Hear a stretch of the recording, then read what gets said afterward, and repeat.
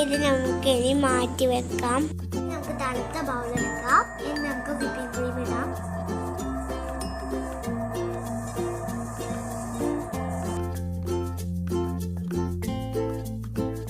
ഇനി നമുക്ക് called milk ഒഴിക്കാം. ബീറ്റ് ചെയ്തെടുക്കാം.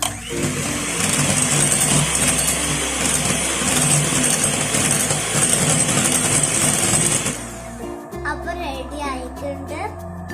വിപ്പിംഗ് ക്രീം ഒരു ബൗളിലേക്ക് മാറ്റിയെടുക്കാം.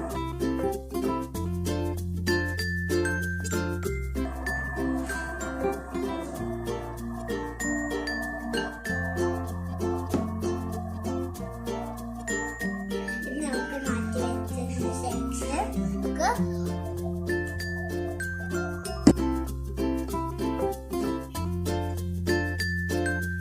1 tablespoon നൂഡിൽസ് ബൗളിലേക്ക് എടുക്കുക.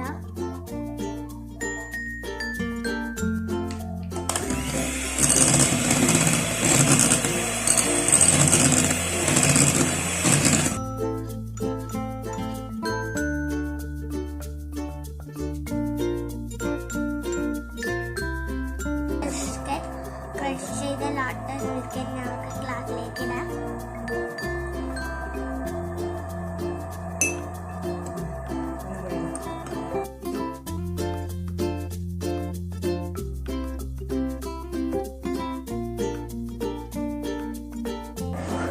നെക്സ്റ്റ് ഗ്ലാസ്സിലെപ്പോൾ ലോട്ടസ് ബിസ്ക്കറ്റ് ഇടാം.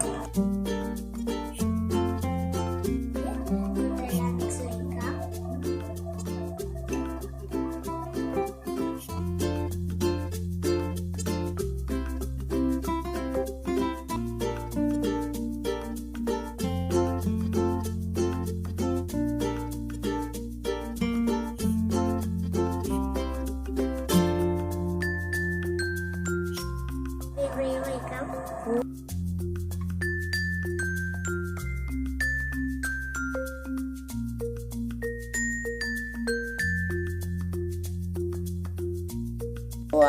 ഫ്രിഡ്ജിലേക്ക് വെക്കാം.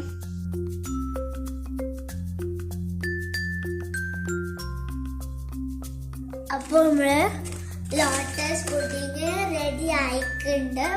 ഇനി നമുക്കിത് ടേസ്റ്റ് ചെയ്ത് നോക്കാം.